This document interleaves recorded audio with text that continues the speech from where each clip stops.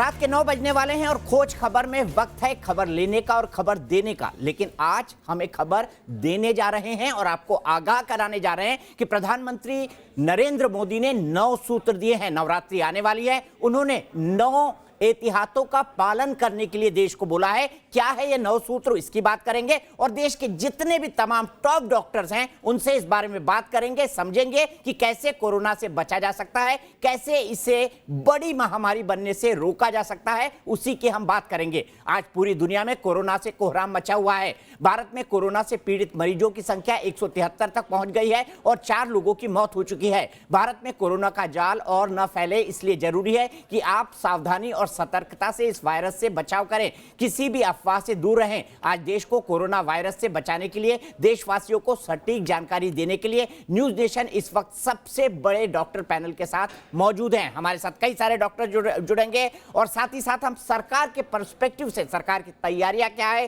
क्या सवाल उठाए जा रहे हैं टेस्ट किट्स के बारे में, क्या टेस्ट होना चाहिए, नहीं होना चाहिए, किन हालात में टेस्ट होना चाहिए। मैं सबसे पहले गेस्ट पैनल से इंट्रोड्यूस करा देता हूं आपको। हमारे साथ डॉक्टर नरेश त्रेहन जो कि एमडी हैं मेदांता हॉस्पिटल के, वो जुड़ेंगे। मेरे साथ इस वक्त जुड़ गए हैं डॉक्टर अम्बरीश मित्तल, पद्म विभूषण हैं और साथ ही साथ देश के जाने माने डायबिटीज के एक्सपर्ट हैं, वो हमारे साथ जुड़ेंगे। डॉक्टर वली हमारे साथ जुड़ चुके हैं, राष्ट्रपति के चिकित्सा सलाहकार रह चुके हैं। डॉक्टर कौशल कांत मिश्रा हैं हमारे साथ, आंदोलनों के लिए भी माहिर हैं और साथ ही साथ एक माहिर डॉक्टर भी हैं। इनसे हम डूज एंड डोंट्स के बारे में बात करेंगे। अवधेश कुमार हैं, प्रधानमंत्री के पॉलिटिकल पर्सपेक्टिव क्या है इसके बारे में उनसे बात की जाएगी। मेरे सहयोगी मधुरेंद्र जो हेल्थ मिनिस्ट्री कवर करते हैं, उनसे हम जानने और समझने की कोशिश करेंगे कि सरकार की इसको महामारी से बचाने की और स्टेज 3 पर रोकने के लिए क्या क्या कोशिशें हैं और हमको क्या क्या एहतियात बरतना चाहिए, सरकार इस बारे में क्या सोच रही है। लेकिन प्रधानमंत्री के 9 सूत्रों की बात करते हैं। फिलहाल राष्ट्र के नाम संबोधन में पीएम मोदी ने कहा कि पिछले 2 महीने से 130 करोड़ भारतीयों ने, देश के हर नागरिक ने देश के सामने आए इस संकट को अपना संकट माना है। भारत के लिए, समाज के लिए उससे जो पड़ता है उसने किया है। लेकिन प्रधानमंत्री के 9 सूत्र क्या है, इसका खुलासा हम करेंगे। लेकिन पहले सुनते हैं प्रधानमंत्री ने देश के नाम संबोधन में कहा क्या है। पूरा विश्व इस समय संकट के बहुत बड़े गंभीर दौर से गुजर रहा है। आमतौर पर कभी जब कोई प्राकृतिक संकट आता है तो वो कुछ देशों या राज्यों तक ही सीमित रहता है, लेकिन इस बार ये संकट ऐसा है जिसने विश्व भर में पूरी मानव जाति को संकट में डाल दिया है। जब प्रथम विश्व युद्ध हुआ था, जब द्वितीय विश्व युद्ध हुआ था, तब भी इतने देश युद्ध से प्रभावित नहीं हुए थे जितने आज कोरोना की इस बीमारी से हैं। आज प्रत्येक देशवासी से एक और समर्थन मांग रहा हूं। ये है जनता कर्फ्यू। जनता कर्फ्यू यानी जनता के लिए, जनता द्वारा खुद पर लगाया गया कर्फ्यू।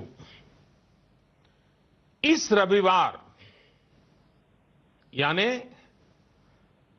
2 दिन के बाद 22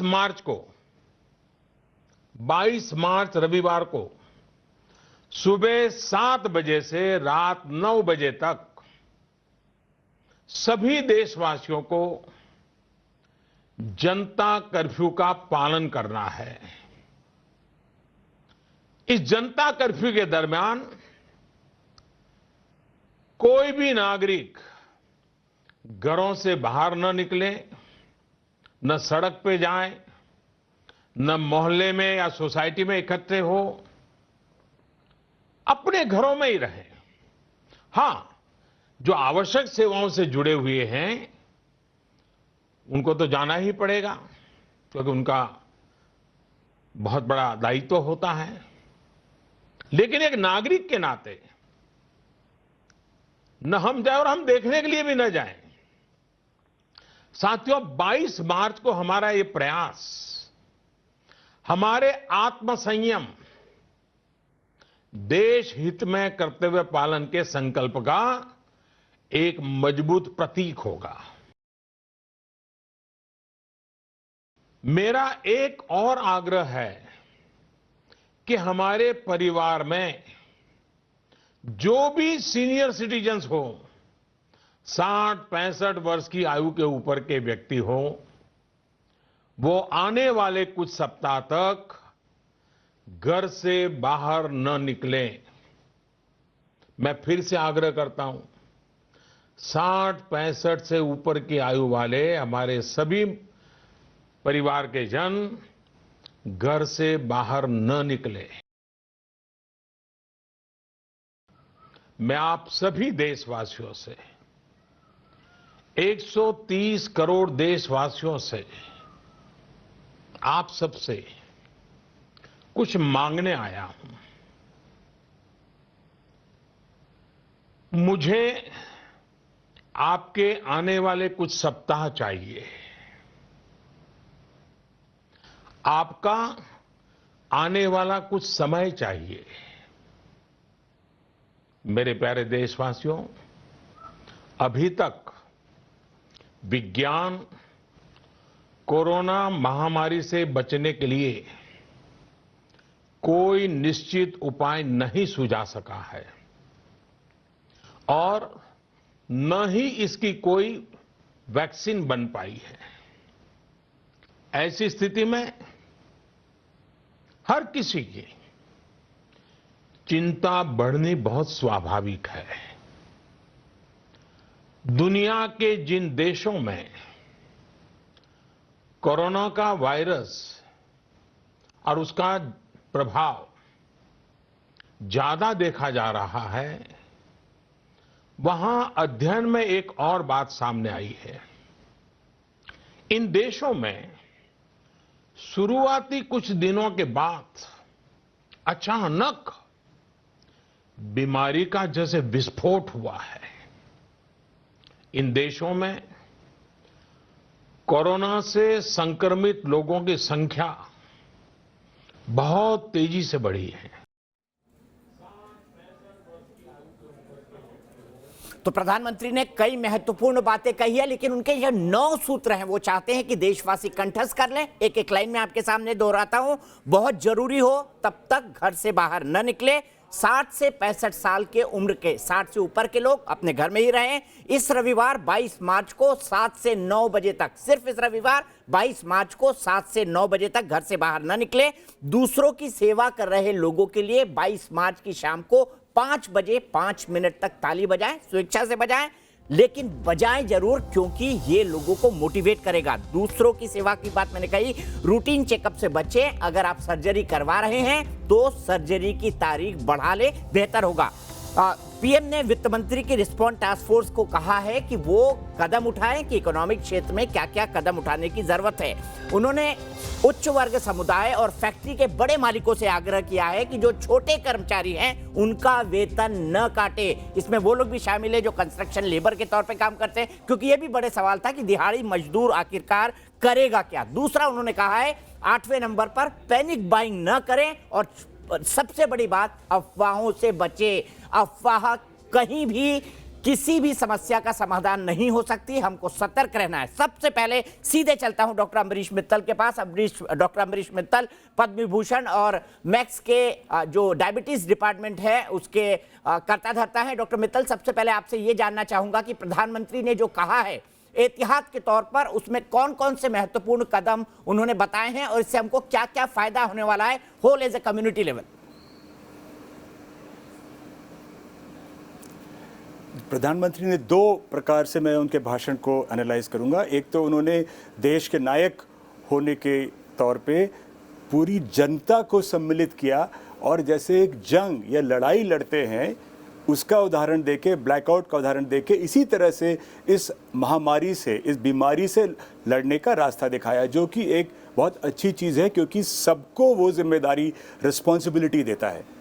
मेडिकल तौर पे जो उन्होंने कहा वो मैं और मेरे जैसे सभी वरिष्ठ डॉक्टर यही बात कह रहे हैं पिछले 2 या 3 हफ्ते से, सोशल आइसोलेशन, जिनको ज़रूरी ना हो घर के बाहर न जाएं, एल्डरली जो ओल्डर लोग हैं 60 से 65 से ऊपर, वो बिल्कुल घर में रहें।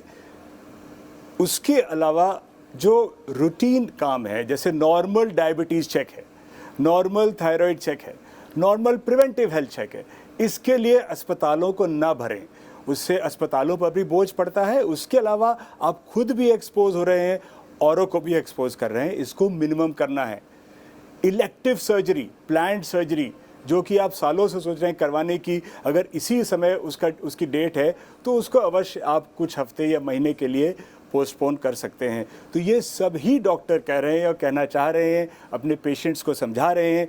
हम लोग फ़ोन पे, ऑनलाइन, हर तरीके से पेशेंट से कांटेक्ट कर रहे हैं, उनके प्रश्नों के उत्तर दे रहे हैं। और फिलहाल इस पीरियड से, ये असाधारण पीरियड है, असाधारण दौर है, इसके लिए असाधारण तरीके ही अपनाने पड़ेंगे। और मैं उसके लिए प्रधानमंत्री जी को धन्यवाद देता हूं कि जो सब डॉक्टर अपने पेशेंट से और पब्लिक से कहना चाह रहे हैं, उन्होंने कहा। अब शायद इसका प्रभाव बहुत अधिक होगा।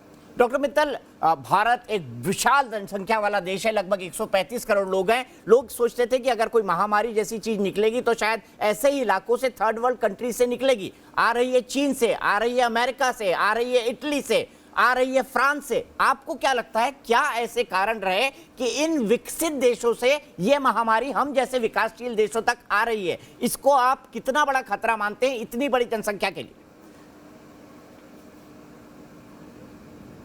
देखिए, ये तो कहना मुश्किल है कि कहीं से क्यों आई, लेकिन ये obviously animal to human transmission था और वायरस म्यूटेट कर गया, पर ह्यूमन से ह्यूमन हो गया ट्रांसमिशन। ये तो चाइना से सब जगह गई है बीमारी। लेकिन ये सच है कि एक बार जब बीमारी फैल गई है हमारे जैसे देश में, जहाँ इतनी ज़्यादा जनसंख्या है और कई जगह पे लोग इतने पास और इतने कम उसमें रहते, डेंसिटी, हाई डेंसिटी में रहते हैं, तो वहाँ ये महामारी के प्रॉब्लम फैलने का बहुत ज़्यादा अंदेशा है।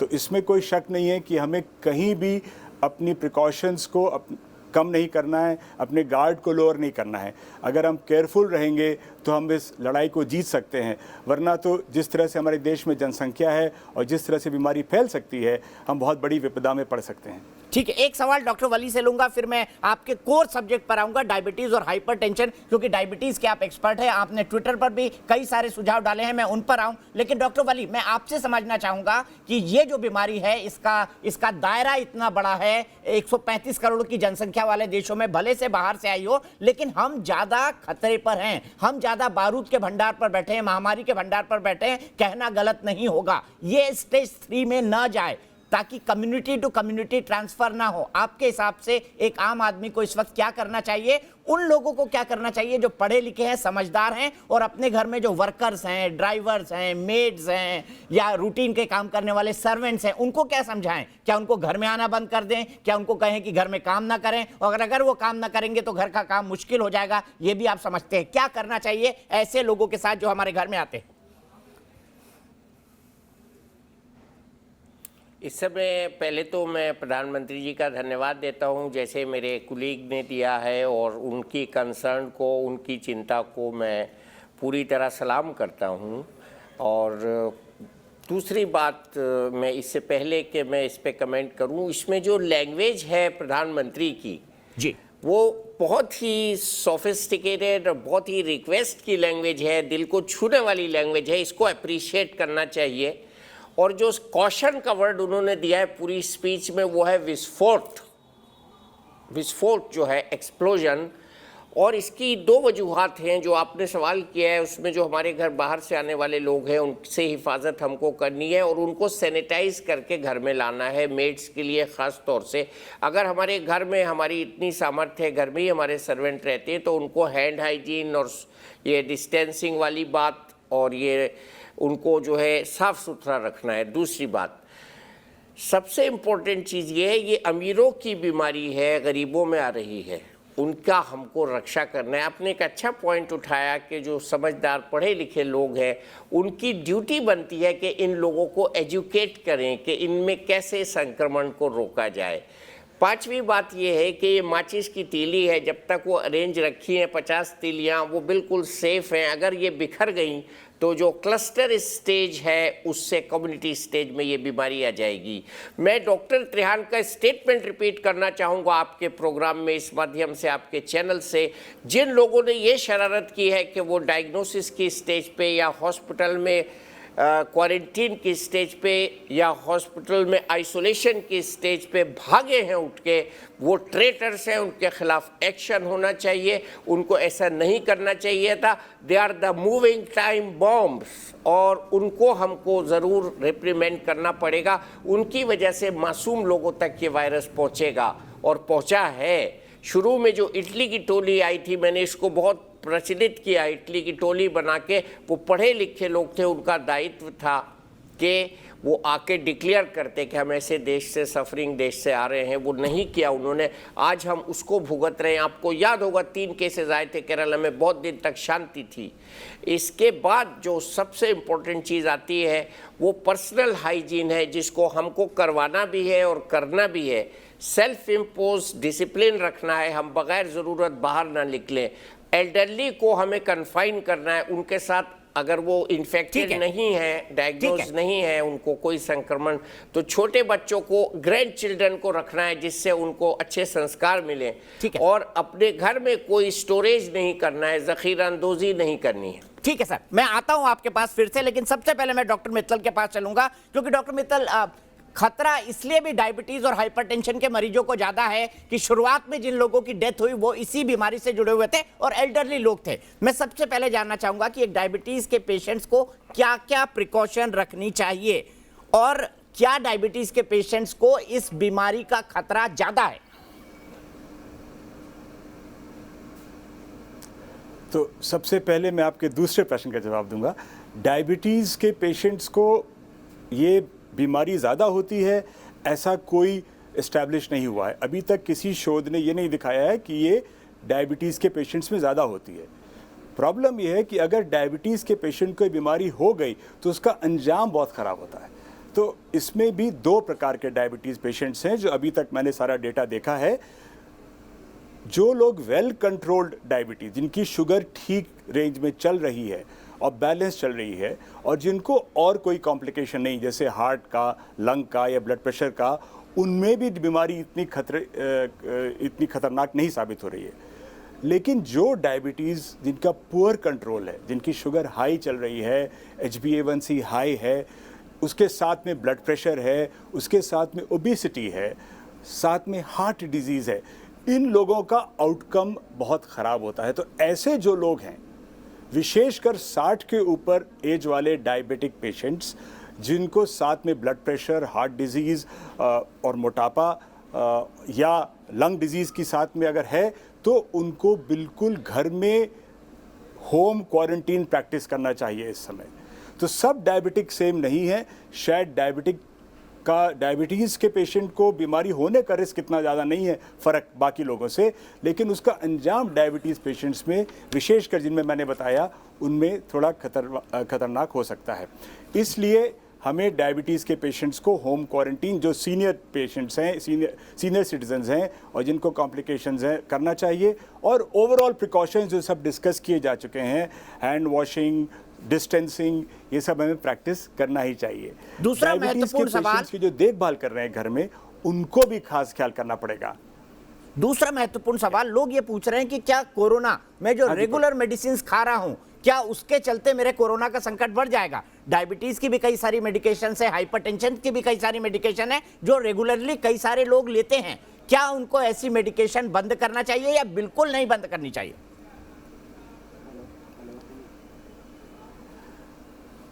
अभी इस समय जो शोध की परिस्थिति है, उस हिसाब से आपको कोई दवाइयों में परिवर्तन करने की आवश्यकता नहीं है।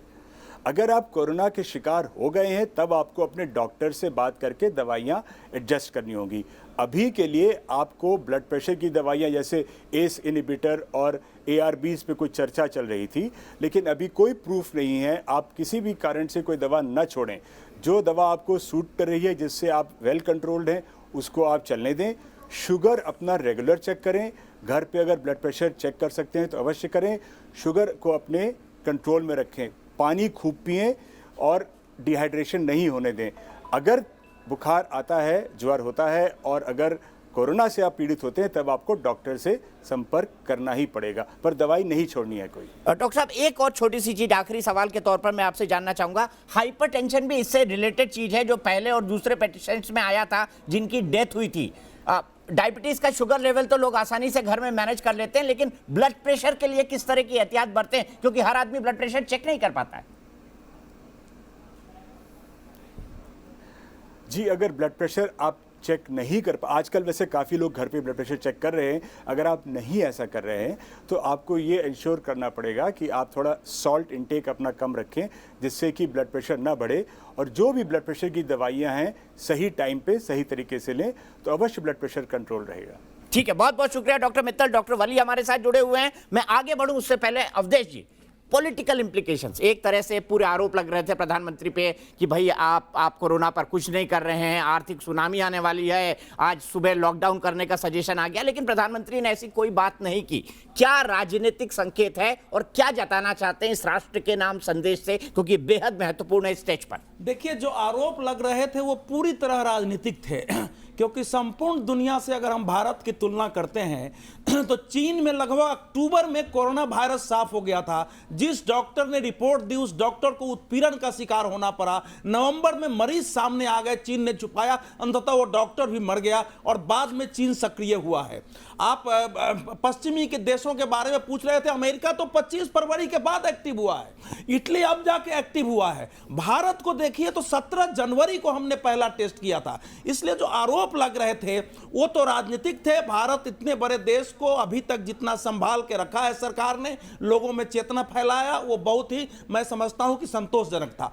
अब आज के प्रश्न में देखिए, आज जो प्रधानमंत्री ने जो कुछ कहा है उसमें राजनीति केवल इतनी है कि राज करने की जो नीति होनी चाहिए, यानी जनता के अंदर जो बहुत बड़ी समस्या आ गई है महामारी की, उसके प्रति जन चेतना जागृत करना, आपको सतर्क करना, जो सवाल उठ रहे हैं उनका उत्तर देना, आपको दायित्व बोध करना और संपूर्ण देश को सामूहिक रूप से उनकी जिम्मेवारी क्या है यह समझा के उनको खड़ा करना कि आपके सामने एक युद्ध है, उसको आपको लड़ना है। इसलिए इसमें कोई पार्टी नहीं थी। आपने जो 9 सूत्र बताए और जो प्रश्न उठ रहे थे इसमें 3 बड़े जो है महत्वपूर्ण प्रश्न इस समय उठ रहे थे कि इकोनॉमी बिल्कुल ढह जाएगी। ये बात बिल्कुल सही है, क्योंकि चीन की इकोनॉमी की हालत यह है कि अभी चीन ने 85 अरब डॉलर मार्केट में डाला है बचाने के लिए। आपको पता ही है कि अमेरिका ने 850 बिलियन डॉलर की राष्ट्रपति ने संसद से मांग की है इससे जूझने के लिए। तो प्राइम मिनिस्टर ने बता दिया कि हमने एक कमेटी बनाई है, हम पर असर जरूर होगा, हम उसको जूझने के लिए तैयार है। दूसरी बात जिसकी आपने खुद चर्चा की, एक मानवीय पहलू था